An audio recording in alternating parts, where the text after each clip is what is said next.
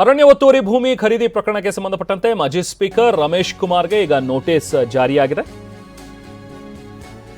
ಅರಣ್ಯ ಭೂಮಿಯನ್ನ ಒತ್ತುವರಿ ಮಾಡಿಕೊಂಡಿದ್ದಾರೆ ಅನ್ನುವಂಥದ್ದು ಆರೋಪ ರಮೇಶ್ ಕುಮಾರ್ ಅವ್ರ ಮೇಲೆ ಇದ್ದಿದ್ದು.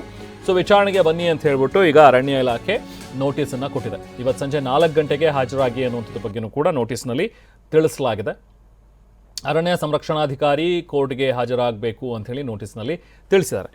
ನವೆಂಬರ್ 17ಕ್ಕೆ ಹಾಜರಾಗೋದಕ್ಕೆ ನೋಟಿಸ್ ಈ ಮುಂಚೆ ಕೊಟ್ಟಿದ್ರು, ಆದರೆ ಅವತ್ತು ಹಾಜರಾಗಿರಲಿಲ್ಲ. ಸಮಯ ಕೇಳಿದ್ರು ರಮೇಶ್ ಕುಮಾರ್ ಅವರು. ಇನ್ಫ್ಯಾಕ್ಟ್ ಇವ್ರ ಮೇಲಿರುವಂಥ ಆರೋಪ ಅಂತ ಹೇಳಿದ್ರೆ 60.23 ಎಕರೆ ಅರಣ್ಯ ಒತ್ತುವರಿ ಮಾಡ್ಕೊಂಡಿದ್ದಾರೆ. ಸೊ ಒತ್ತುವರಿ ಮಾಡಿ ಜಮೀನನ್ನು ಖರೀದಿ ಮಾಡಿದ್ದಾರೆ ಅನ್ನುವಂಥದ್ದು ಇವ್ರ ಮೇಲಿರುವಂಥ ಆರೋಪ. ಜಿನಲಕುಂಟ ಅರಣ್ಯ ಪ್ರದೇಶದಲ್ಲಿರುವಂಥ ಜಮೀನಿದು. ಕೋಲಾರ ಜಿಲ್ಲೆ ಶ್ರೀನಿವಾಸಪುರ ತಾಲೂಕಿನಲ್ಲಿರುವಂಥ ಜಿನಲಕುಂಟ ಗ್ರಾಮ.